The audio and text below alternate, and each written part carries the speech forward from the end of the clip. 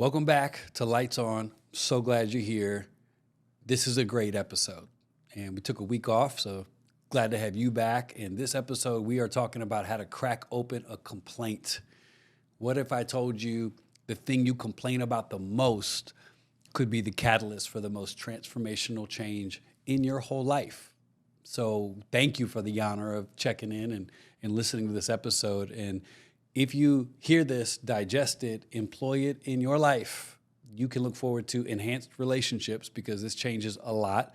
You can look forward to a recommitment to build the kind of life you want.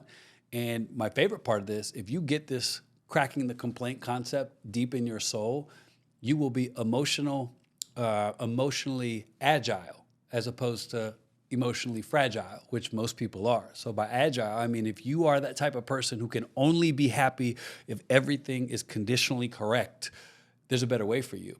Emotional agility is the ability to keep your nervous system intact regardless of what's going on around you. And all of that stems from learning how to crack open a complaint. What if the thing that bothers you the most is a clue about what can change your life the most?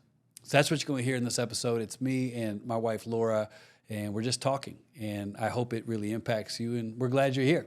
So check it out. Laura Lentz, Lights On. So good to have you with us. We love doing this pod, and this is a great fun day. Yeah.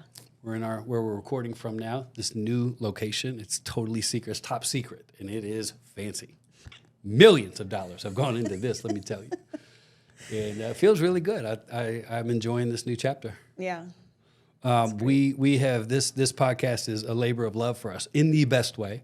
And we've been able to really pick who we want to partner with. And I know you're really passionate about one of the partners we quickly want to highlight before we even get started because it wouldn't be possible without these people. Yeah. Talk to us about Planner. So there is a brand new app that's about to launch called Planner. And I got to meet the founder. She's incredible. But this app should have been around a really long time ago. But True. Basically, it is going to change the way health is done for women who are have found themselves with an unexpected pregnancy or infertility or just unplanned situations that happen. And this app has everything all in one place for you. So from the help that you need if you want to go the adoption route, or if you need help medically, if you need counseling or housing, education, they have everything covered. And it's such an incredible thing. So I'm so excited for it. If you want to find out more information, you can go to planner.org and you can see when that's going to launch and get connected with them. I just think it's something that we can all get behind. Yeah. And the cool thing is that right now you can help donate to this app.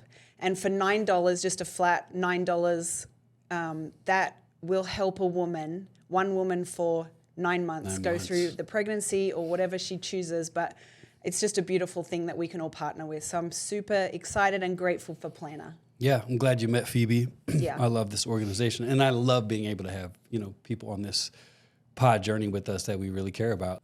Let's do this. We're going to talk today about something that I know has radically changed my life. It's beginning to change yours at a slower pace. Wow. But if you needed a thought title or heading for this, it's how to crack open the complaint. Because I totally believe, and I've seen it work in my life and in other people's lives, that behind every complaint is something powerful.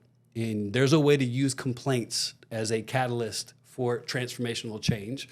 And that's not an overstatement. Like, I really believe that it's something that everybody goes through. We know complainers.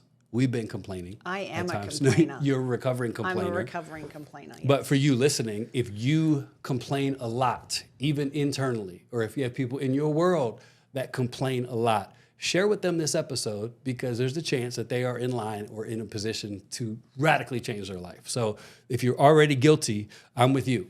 I'm somebody who probably internally complained a lot and didn't realize the impact it was having on my mindset and my life around me. And now I do. And I think if you really start to dig into it, the core truth about complaints. Behind every single complaint is an unmet desire. And somebody said a beautiful way to look at that imagery, like the complaint is the smoke, the desire is the fire. So if your life is filled with the smoke of complaint, go figure out what that fire is, and that's where the power is going to be. And complaining sneaky. We have been challenging each other because sometimes it'll sneak up on you, and it can be fun, and it can be you're a good complainer because your voice is so nice. Your complaints have a tone to them that are easier to deal with, that just makes it kind of fun. But when you start calculating the number of complaints in your life in general or in your marriage, it gets a little bit tricky to go, wait a second, is this helping or hurting? Talk to me about your complaining revelations and journeys real quick. Any thoughts on this before we even get started? Because I feel like this is it. People ask me often, they'll go, what's a quick injection that can help me right now change my life? And I always go right to complaints because there's so much power in them. Yeah. Firstly, I feel like this whole episode is just an underlying way for you to help me or just come at me with my complaining. So is that what we're doing now? Like your pods are based on my we're gonna have real time my marriage behavioral therapy. Issues? No, it just so happens to be this is a strength of mine and it's a growing strength of yours. So you better believe when we find a topic like that, I'm going to lean all the way into it. But I want you to think of the word catalyst. Like, what if there's something in your life right now that you think is a negative that you can immediately switch it and make it something that's a catalyst for change? Because I don't like the slow drip of change. You can't avoid it. Mm-hmm. So when you get a chance to get something that completely, invigorates you and regenerates new life into what you're doing, I got to talk about it. Well, I think you've made me aware of it. I didn't even realize how much I've been complaining. Yeah. And it's just been the past couple of weeks that you've been like, I've had enough. You've been like, okay, let's think about how many times you actually complain and let's think about what we can do with that. And I will catch myself mid-complaint. And it's really bad. Like, it's kind of chronic. It's convicting. We're going to talk about chronic complainers. So again, if you know somebody who's a chronic complainer, first look at yourself. And then secondly, share this with them. I'm doing you a solid, trust me, by having this entire pod focus be on this, because we're surrounded by it. And once you see it, you cannot unsee it. So I am warning you, if you're listening to this podcast, wherever you are, do not immediately weaponize and judge. Try to employ some of this in your own life first. But one of the easiest ways to open it up for people to understand is, like, when you complain, understand that there's something underneath that needs to get out. So I was talking with my friend Adam Harrington, who's one of the best skills coach in all of the basketball world.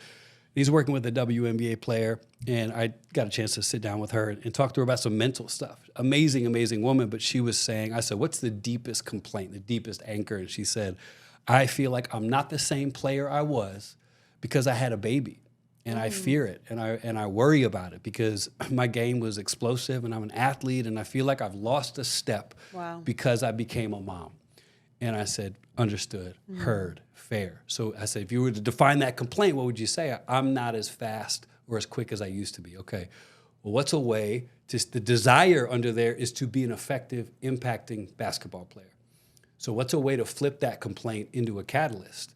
Well, it's also true that becoming a mom makes you a better human, makes your capacity greater, makes you more aware of people, and makes you fully empowered to understand that I just gave birth to a living being. What can I not do? Do those things not make you a better leader? And we started to kind of workshop all of these things that don't invalidate the original thought, which might be true, the complaint. I'm not as athletic, perhaps, but you're a better leader. You're a better defender. You're a better locker room presence. There's all this stuff. So that complaint became a catalyst for her to work on the things she can control. You can't control the fact you had a child and that ship has sailed. You have a beautiful life on your hands. Now what are we going to do with it? Right. Let's use that. So what used to be a complaint is now a catalyst. I might not be as athletic, but my gosh, I am. Boom. And her whole body shifted, her eyes shifted. And that's when we started kind of really kicking around. Maybe there's even more power than people realize when it comes to the thing you are complaining about. There's a huge chance there's some power underneath that. So you better, kind of take some account for what's going on in here, which is coming out of your mouth. that's a great revealer. I was thinking about this today. One of the greatest self-checks that you can do without going to see a therapist, if you want to know how you're doing mentally, ask yourself how many complaints come out of your mouth throughout the course of the day.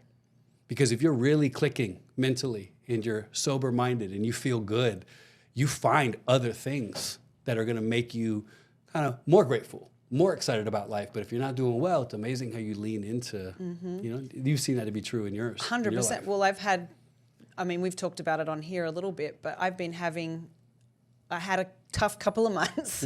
And, we talked about it last week, just between you and me, but I'm realizing it's that age I'm in as a woman, but so trying to figure out what's going on with my brain. Is it my brain? Is it hormones? Is it lack of whatever? And so trying to get on top of that, which is kind of exhausting, but at the same time, I'm aware of what's going on. And I think that's the first step, being aware of it. And then going, okay, how can I get help for this? And so for me and you talking about that, that's really helped me to see what's going on and wondering why I would be doing that so much. Here's what I'll say clearly. What are you constantly complaining about? Because it's a clue. So start paying attention to it. What are you complaining about? It's a clue to something deeper in your life. You've got to take account for it. Well, for me, I'll walk into the house and I start complaining. I'll be like, oh, I don't know where to put those shoes. Oh man, there's this mess over here. I've got to make something for dinner. Oh my God, what am I? And it's just this constant, getting my thoughts out. So what if you were able to use complaints throughout the course of your life as a catalyst for transformational change? That's my submission to you today. And I think you can get there. It takes a little bit of work, but we're going to show you a way that we do it that you can definitely do. And what used to be a complaining anchor will be a catalyst for you to never be the same. So I think it's worth digging into. Yeah, and you've based a lot of this off of some research that you've been doing. So it's not just like opinions, it's some actual facts. So what have you learned from some of that? Well, that's great, because this is not positive thinking. There's fluffy positive thinking where people just overlook. It's like your leg is falling off, and it's like it's not falling off. Christians do that all the time. We're not going to pick up our Christians. This is not empty faith speak about stuff that is not real. We're talking about legitimate complaining. Right. And if you're a chronic complainer, let me just tell you what you're in the ballpark for. You can decide whether you want this. So chronic complainer, let's just say it's 5, 10, 15 times a day. You complain out loud or inside. These are facts. Number one, complaining rewires your brain, and so does stopping. Repeated complaining strengthens neural pathways for negativity. Now, if you know anything about the brain, I'm not going to dip into neuroplasticity, but this is a big deal because you can literally shape how your brain moves and functions, and the brain adapts to whatever we repeatedly do or think. Right. So there's a guy named Donald Hebb. I think his theory is that neurons that fire together wire together. So this supports how habitual complaining, it primes the brain to see the negative and expect the worst. So if you're a complainer, enjoy that. That's the first thing that's a fact. Your brain is becoming it becomes a belief. Yeah. So that's not just, I complain a lot. No, you are teaching your brain how to continue to complain. Yeah. That's heavy. That's just real. And then the second thing is complaining raises your stress hormones. Who wants more of that? Great. Keep complaining. And I think that's what's happening to me. Yes. So my cortisol has been off, but I think this is something that you were telling me about, and I'm like, oh my gosh, I think that's something I have to work on. Yeah. Because then it's starting to wake me up in the middle of the night. 3 a.m., I'll wake up and think about everything that's wrong. Yeah. So I'm trying to get better at that. Third researched fact about complaining is that it strengthens your victim identity. So chronic complaining reinforces a belief that we're powerless, there's nothing we can do, it limits your agency and your growth. And there's a guy who wrote a phenomenal book called Learned Helplessness named Martin Seligman, I think. It's a pretty deep book, but it shows that focusing on problems without seeking solution leads to, who knew it, depression and anxiety. So if you thought maybe your complaining isn't an issue, perhaps dig again and realize not only is it hurting your outside, but it's hurting your inside. So those are just the facts. Okay, for people like me who are overcoming complaining, Yes. what do we do? Like how it's so frustrating because when you can feel it happening, Yeah. like, how do you stop it? What's a good tool that we can use? Great. I have thought about how to break it down in a tangible way. And this is, you could call it the shift from complaining to being a catalyst of change. And it's 3 C's. It's really easy. You got to get clear, you got to get conscious, and then you got to get committed. So by clear, I mean be very articulate about the thing you believe you're frustrated with. That's the first thing. And then you got to get conscious of what might I really be saying here? What's the deeper meaning? And that takes a lot of work. That takes a lot of honesty. It takes a lot of personal integrity to be able to dig and go, this isn't really about you slamming the door. You always slam the door. What might be underneath that? And then the third thing is get committed. What am I willing to do to change this? And here's what you find out. You might be comfortable complaining about it because you don't want to do the work to fix it.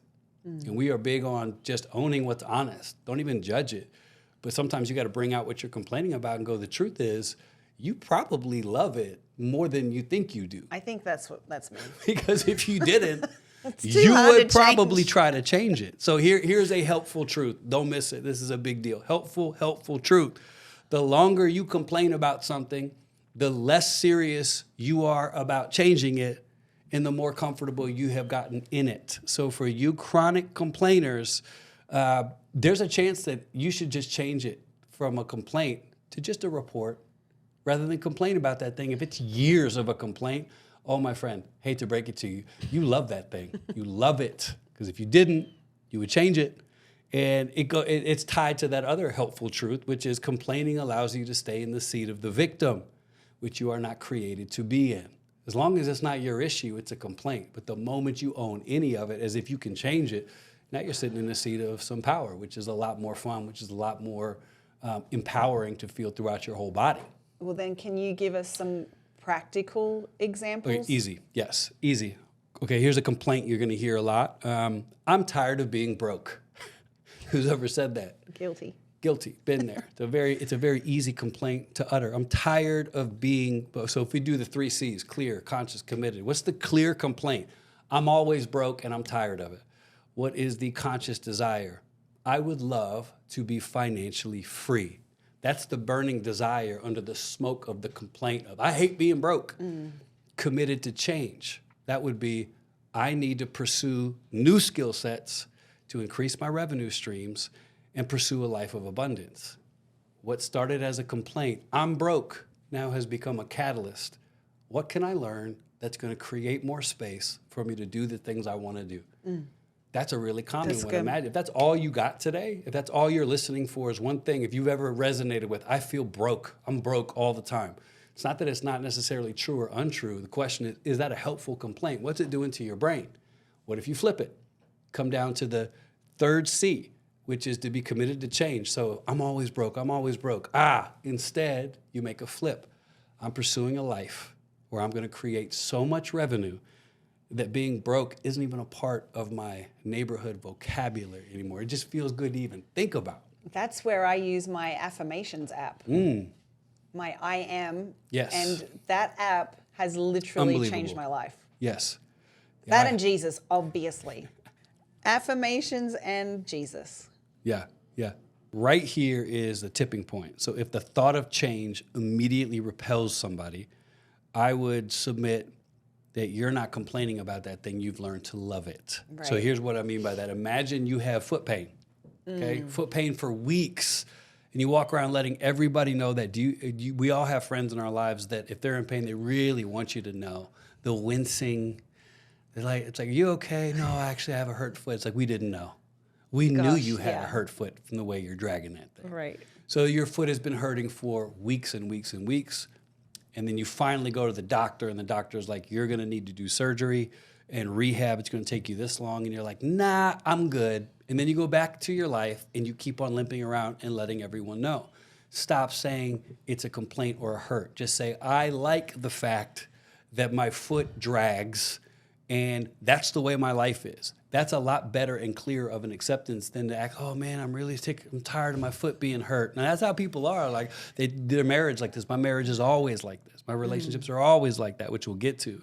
But that's how easy it can be, is just accept the fact that you might be complaining about something that you have accidentally accepted. What do you do then if you complain for so long, it just feels like it's just the way, like, this is just me. This is my personality, or this is what my life is. I'm just this. I can't change it. Yeah, your pathway now has become tied to not doing something or something not happening. And there is a quote. I'm going to give, I think, credit to my friend Jason Jaggert, who will probably deflect it somewhere. But there's a quote that says this, and it's a helpful truth. Everybody is experiencing life exactly as they want it. Yes. Sit on that for a sec. Everybody is experiencing life exactly as they want it. That frustrates people. It frustrated me the first time I heard that, because I'm like, I don't want this part of my life. I don't want this to happen. And I was forced to sit with it for 24 hours, and I came back and had to go, you know what, that's true. Because if I didn't want it, I would change it. So right now, your life is exactly the way you want it. And immediately, if your brain shoots to an area where you're like, I don't want that, that's your power. That's the one you go after. So it's like, I have contention with somebody I love. That's the way you want it. Because if you didn't want it, you would change it. You would pursue growth. You pursue change. So there's so much power in it, and it is challenging. It is convicting. That's why people are just so much more content to be a professional complainer, which our world is actually full of. So I think, like, the example is my boyfriend speaks to me with such unkind language. It's hurtful, and I don't like it. The desire underneath that is to be treated with love and respect. The change that's needed, confrontation, resetting expectation, and perhaps a new boyfriend. So when you look at the cost attached to the change, you still want to complain about it. So the key is, like, if you don't want to do the work of change, maybe stop complaining about that particular thing and get honest about it. And right there is going to be some powerful acceptance or pushback. And if you push it back, there's something better for you. Quick break to clearly thank and focus on two of the partners that have helped us make Lights On possible. Jason and David Benham, two of my dear friends. They have a lot of amazing things that they're a part of. One of those is called lovelife.org. This is an organization that's changing the lives of a lot of people. The heart behind it is to help those that have been marginalized, especially in low-income areas and places where especially moms, who again have been met with unexpected pregnancies, normally the options are really slim. Lovelife.org meets that need with love and care and help, and it makes our job as people who care about others really easy, because we can support them as they support so many people. So check out all they have. Jason and David, love you both dearly. Lovelife.org for further details. And on that, when it comes to faithful friends, I wanted to take a special second to say Mike Signorelli of V3 Church in New York City and beyond. Thank you, my brother. You have been a faithful friend, a faithful support.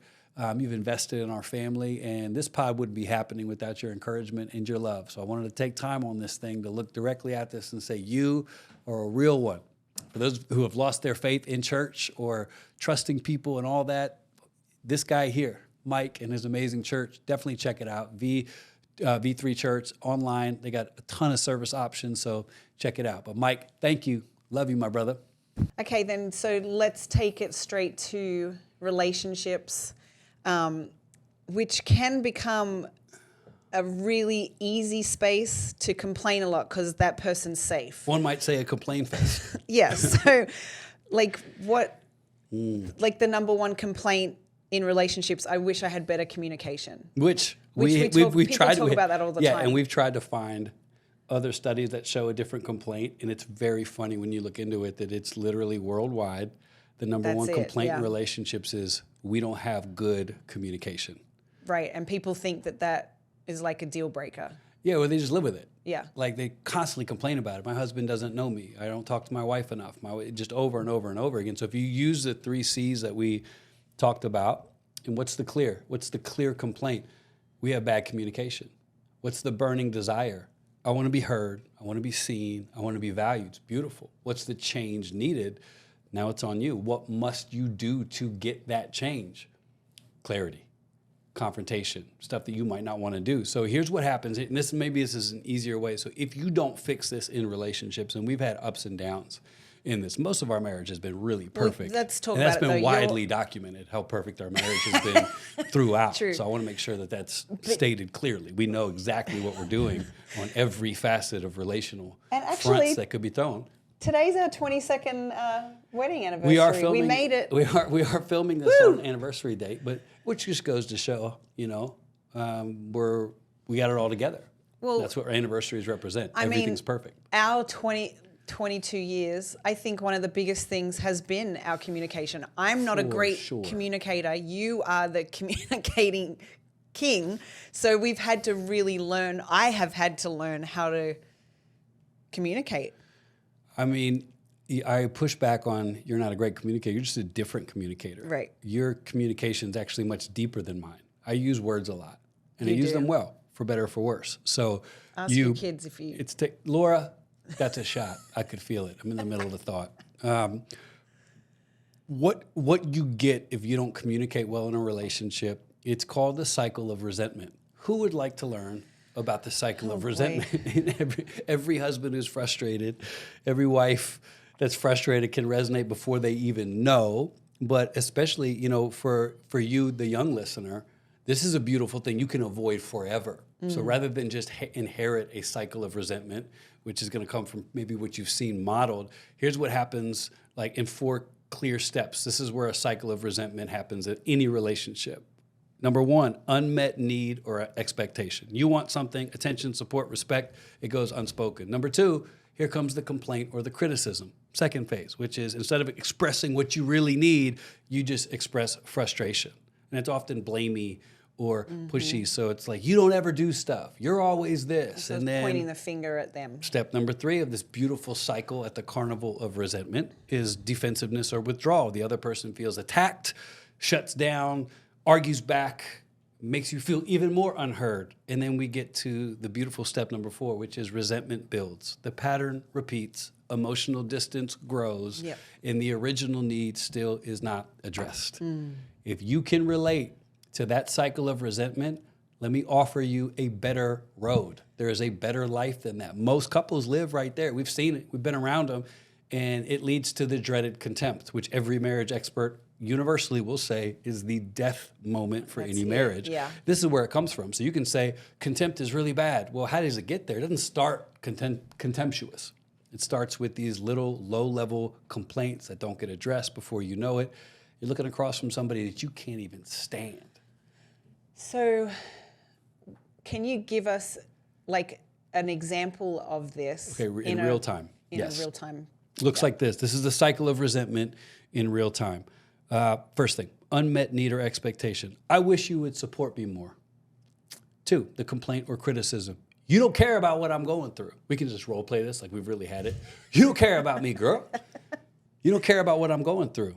Step number 3, defensiveness or withdrawal, which is, why are you attacking me? I can't do anything right, which is a classic play of a husband after you just get tired of trying to not do the wrong thing, and it's always the wrong thing. And after a while, it's, why are you attacking me? And then number 4, resentment builds. Why do I even bother saying anything anymore? And then that person goes off to their friends, their complaining circle, and that's what it looks like in real time. You never support me. What do you mean? Why are you attacking me? And then boom, you push it back. So, well, how do you get out of that? Well, you don't get married. I think that's the key. I think if you don't want to get on the carnival ride of resentment, stay single. That's so true. I think how you get out of it, here's a beautiful way to disrupt the carnival horror ride of the cycle of resentment. It's by introducing what most people would call curious conflict, which is instead of, you never listen to me, Laura, ever, you don't listen to me. Curious conflict, meaning I'm going to force conflict because conflict's beautiful, but it's going to be from a curious angle, not an attacking one. I would say something like, can I share something that I've been needing lately? It's a soft approach that opens up a huge door rather than, you don't hear me. You don't care about what's going on in my life. You've changed in that way. Yes, because I realize it's... come in like offering a suggestion. Well, yeah, I don't have time to do the old pattern. Right. And that's a good pickup for people to think like your pattern right now, what's it producing? So the way I used to handle conflict with you in the past, it just would take so much longer. I have to I find myself having to pretend I'm still mad just to prove a point. I'm like, I really got over this a day ago. But just to really double down, I want to make sure she knows. But how many couples do that, A lot of couples, Like, they will yeah. stay in it just because we're proud. Yeah. I want to make sure you know. Yeah. And yeah, it can be solved. That's way more but exhausting. begin with curious conflict. So you can even try this today. Like pick a complaint you've had with the person that you love. How would you normally go about it? Let's just say you want them to be more romantic. The complaint is you're not romantic enough. Curious conflict instead looks like this. I love being with you. What if we took some time and thought about what we both think is romantic nowadays? And we find some ways to do some fun things. And if you raise your eyebrows while you do it and imply that there might be something physical involved, now we're cooking. But it's the same thing. So the complaint is, you don't care about me. We're not romantic as a couple. Well, first of all, who are you comparing yourself to? Yeah. First of all, it's a ridiculous complaint. I shouldn't say that. I don't want to invalidate, but that's a comparison complaint. But it's just a one little shift. So it goes from you going to the gym later, my wife doesn't really care about me. And now you've got a neural pathway that's been built. Mm-hmm. And now you're looking for women that you do think care about you. Now your door's open for something that is nowhere near what you really want. All of it comes back to this one moment of being clear. So I think in our marriage, this is way easier for me than it is for you, because I've just learned how to get super clear, and you are a selfless mom extraordinaire who your whole life revolves around making sure everybody else is happy. And I've watched your journey include you finding your voice to be able to, because normally you'll do your Australian complainy sweet vibes rather than ask. You'll be like, oh, there's shoes everywhere. Well, okay, it makes it I hear kinda you over softer. there, and then be another thing. The leaves are piling up over here. There's a lot of leaves here, and then just move on. It is classic Australian passive aggressive. That's I don't true. want to confront it. We do rather that. than you grabbing me by the hand and saying, I need help with the clutter. Can you help me with shoes, leaves, whatever? And if your immediate response as our friend today listening is, you should just know that. No, I shouldn't. That's a common resentment builder when people think someone else should just know something. Right. Yeah, sure, it would seem like I should know it, but I don't know how much weight you're carrying. Exactly. I don't know what's going on in your life. I don't think the shoes are a big deal, but a clear, constructive, curious question is so much better than a random passive-aggressive complaint. Now we're cooking. I know exactly. When I come home, I'm taking my shoes off and putting them things in the closet. That's the least I can do. Yeah. But that's a lot better than, oh, look at all this I've stuff gotten here. better at that, going, hey, babe, Oh. I need you to You've gotten take the way trash better. out, or I need you to... And our life's gotten better because of it. Yeah. Because I enjoy hearing what you need and doing everything I can to try to make it happen. Guess. Yeah, and if I don't like it, I can talk about it. So Right. I think that's here. This is specific for if you are looking for like a marriage immediate help. If you're not prepared to be honest about what you really need, you got to stop complaining about what isn't happening. And this is our, we love working with couples, and we challenge people with this all the time. Like, you're complaining about something you will not confront. Right. So you got to take it off the board. You never take me out to dinner. After a while, a husband's going to tune that out really quick. Instead, imagine having a need as a part of this relationship going, rather than, you never take me out to dinner. Other couples do all the time. We don't even have date night. Like, you just see it happening. This is better. I need you to myself right now. I just want to look at you and only you. And I would love it if you would proactively plan nights so you can focus on me. That's a very clear expectation. That would make me feel really loved. There's not a spouse in the world that would push back on that, because it's just a genuine thing. There's nothing to push back on. It's like, thank you for sharing that. That's a lot better than, I wish we were romantic. What do you mean? Like, what do you mean? I thought I was romantic last Valentine's Day. I don't know. You need this every day. You need this, you need that. So again, it comes back to clarity. Matter of fact, I'll say this. You might not have a communication problem like you think you do. You might have a clarity problem, because once you get clear, your communication gets better, And what it produces is so much more peace. So where you think communication is the issue, I submit to you today, there's a higher one that you can start to hammer out, which is, what am I clear on? Because I'm going to communicate about that. So if you're not clear and you're communicating, don't be surprised if what you see produced is just as confusing, if not worse than it was before you even complained about it. That's a fact. That's good. Anytime I hit the table, Oh, it boy. means I'm dead serious. Let's talk quickly, babe, about a common complaint of humanity. And we get this a lot. Thank you for sending any questions. And you know what? I'm going to take a second to say that clearly. You have sent things to us over the past year, which has helped us, encouraged us, challenged us, and we want that to be this type of platform and podcast for you to give us feedback on what helps. And this is one of them. So many people will write us and say, I feel stuck. I don't know what I'm doing. And it's a very fair thing to feel. When it becomes a constant complaint, you are in position to catapult your life into more purpose than you've ever dreamed if you can handle it correctly. So let's talk about that for a sec, Love, because us finding purpose and us finding our footing, it's a real thing. The desire underneath is the one that we talk about. So when people are like, I feel stuck, my life is boring. What's the desire? I want my life to matter. I want my life to make a difference.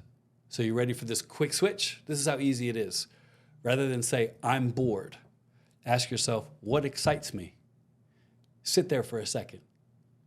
Now you're in a position to actually start dreaming again, and now your life starts to shift according to that. And then instead of saying, I'm stuck, instead challenge yourself and say, where did I stop moving and why? Now you're empowered again. If you just sit there and say, I'm stuck, you're a victim. Yeah. You're sitting there, but you start challenging yourself with those two questions, like, my life is really stuck. Better. Where did I stop moving and why? I stopped moving because I thought my job ended, and that was my identity. I stopped moving because I didn't have the money I needed. So rather than ask somebody for it or create more revenue, I just gave up. These are things that can be fixed right here between your ears. You're so good at that. Well, I have strengths and you have strengths. I know. Hey, I think, here's another way to put this. If you're brave enough to complain, be bold enough to change. If you're not, you don't complain. It makes your life better. It doesn't mean that something you laid down isn't real, isn't valid. It just means you understand, I'm not bold enough to change this right now, so I'm not going to complain about it. Stupid but real example. We live on a road here in Tulsa, Oklahoma, that can only be described as a road from hell. There's not just potholes, there's pot territories. It's actually insane. It's like going back in time a century, only it's not cobblestone. It's just a dilapidated Tulsa road. And after going over this road to our house probably 20 times, I said the same thing. I hate this road. This road is stupid. This road ruins my life. Like, my coffee flies. My stuff is falling. I hate this road. Who's responsible for this mother effing road? Like, how hard could it be? This is how my complaints go. My complaints turn into fire engines of vitriol. And I'm just going, and then I try to practice what I preach, which is, okay, what's the complaint is this road is some bullshit. What's the desire underneath it? I just want to ride in peace. I just don't want to bump my way home. What's the change that's needed? This is where it gets problematic. So to change this complaint, I either need to join the Tulsa City Council, which is going to take me a while to get that seat, in which I can speak in a civic public meeting about my passion about the roads being paved, and when can we get some tax dollars funded this way? As I talk about it, I kind of feel like it's my wheelhouse. So You could be good in next that role. spot, I might be a part of the Tulsa City Council planning. But I'd have to go to meetings, and I'd have to be a part of the local board, and I'd have to go through all this stuff, and I don't want to do that. Right. So therefore, I have two options. Stop complaining, A. B, start to love the bumpy road. C, find a new road. I chose C. And I'm fine. Yes. Rather than complain about that which I am not bold enough to change, I just chose a better option. So those last 10 minutes when I would come home and feel like I was in the Dukes of Hazzard and I was committing a bank robbery and there's stuff flying out of my car, even though I'm just going 30, doesn't exist anymore. Found my peace again. There's a back road. It takes me 5 minutes longer, but I saved my peace. Right. So you take that one little, every practical day example and you put it in your own life, stop whining about it. Stop complaining about it. And this especially goes to like church people. Like we're surrounded by church people still. And the amount of complaining about things that you're not willing to change or bold enough to confront is astounding. And it's not that I care. It's just that I want people to understand how productive it isn't. Mm-hmm. So when it comes to church, it's like, hey, you got a couple questions here. Like if you are complaining to people about things they can't change, you're gossiping. It's just a fact. And you can rationalize it all you want. And we used to spiritualize it. People do it all the time. Like, I'm just saying this. I'm just saying it. Just putting on the prayer chain. You're not just saying it. Yeah. You're saying it to somebody who might not be carrying that. Now you're bringing it to them. Now you've got a complaining circle. And what you find out is there are some people who love to complain. Like, be careful who's always ready to hear your complaints. Mm-hmm. Why would that be? Like, why would you be so comfortable to complain to this person but not that person? I know people with me, they're a little bit hesitant to complain because they know that I'm going to say, okay, would you like to get out of that? So some people just take their complaints elsewhere. That's okay. But there is a certain type of person that they don't talk until there's a complaint. Then they're like, now we're cooking. Now let's have some Sunday lunch. Yeah, what else do you not like about the music? Right. I don't like the New Living Translation either. I'm a King James guy. Matter of fact, our church never uses the King James. Hey. Either talk to somebody about it, try to get some change, or find yourself a location that's better for you. But your complaining has never helped a person a day in their life. There's a constructive way to do it. So I just think it goes all the way across the board in everybody's world. Here's my challenge as we shut this down and write us, share this with people. Here's my challenge, and Lazi, you've tried this, failed multiple times. It's not about that. This needs to be addressed. Count your complaints this week.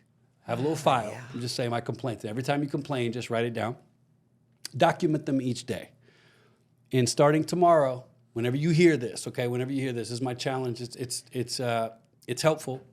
For one day, 24 hours, try not to complain out loud a single time.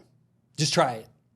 See what happens. Oh, please tell us how you go, because I failed. and try to employ the 3 C's. So when you're like, quick one for parents. If you're complaining about your kid to your kid, you're destroying your kid. Facts.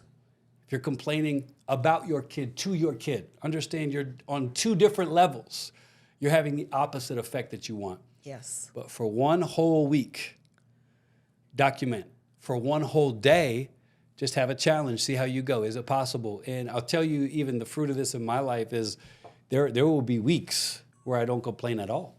Mm-hmm. And it sparked from just trying it for an hour and then a day. And then especially with our marriage, I had to really check myself because I was like, oh my gosh, I did not realize how much judgment, criticism, complaint that I bring to the table. Mm. And it just shocked me because what I realized is that was a reflection of me. Mm. I was critical of myself.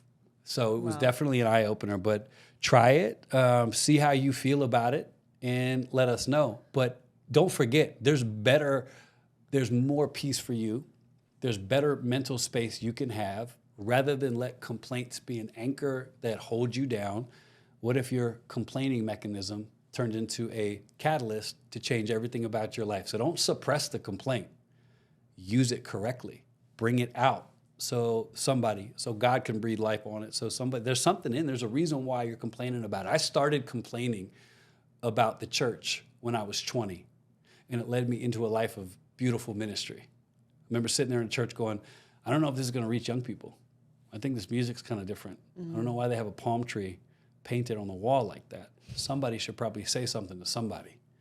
And I just felt this compulsion to be the somebody. Mm. And I fell in love with ministry and helping people. It started as a complaint. I didn't know then that I was employing that little mechanism, but get clear, get conscious, get committed. That's great.